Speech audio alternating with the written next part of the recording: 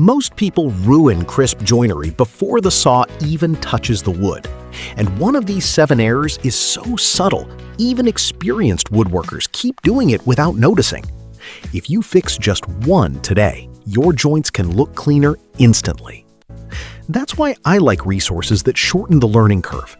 Ted's Woodworking gives you 16,000 woodworking plans, a CAD plan viewer, 150 premium videos, and even guidance on starting a woodworking business. It's useful when you want cleaner layouts, better accuracy, and smoother project execution without guessing every step. Check the link in the description for more guidance. Now, let's get into it. I call this the Crisp Edge 7 system. These are the 7 mistakes that quietly destroy clean joinery long before assembly. Error number 1. Marking with a fat pencil. A thick line creates 2 edges, not one truth.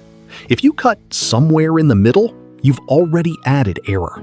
Use a knife line or ultra-fine marking tool whenever precision matters. Error number 2. Trusting factory edges. I see this constantly. People reference from a board edge that was never truly straight.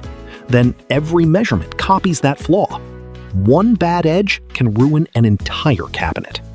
Error number 3. Cutting on the waste side without planning grain tear-out.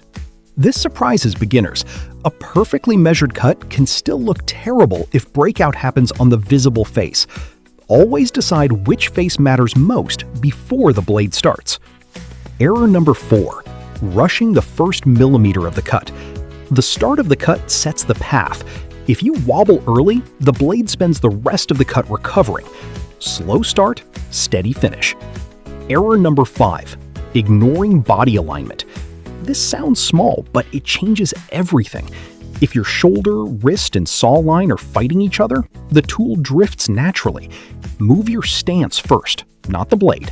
Error number 6. Dry fitting with pressure.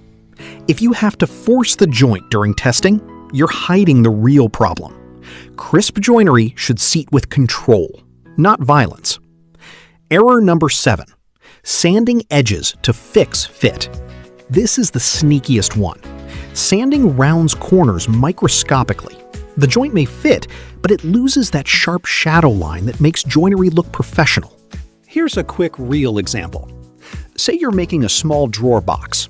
You knife mark the shoulder lines, reference only from one verified straight edge, protect the show face from tear out, begin each saw cut slowly, square your stance, dry fit gently, and trim with a chisel instead of sanding. Same wood, same tools, completely different result. Common habits to avoid? Measuring from different edges, changing stance mid-cut, forcing joints, and cleaning up everything with sandpaper. My honest opinion, crisp joinery is rarely about expensive tools. It's usually about removing tiny errors that stack up. Fix these 7 mistakes, and people will think you upgraded your workshop overnight.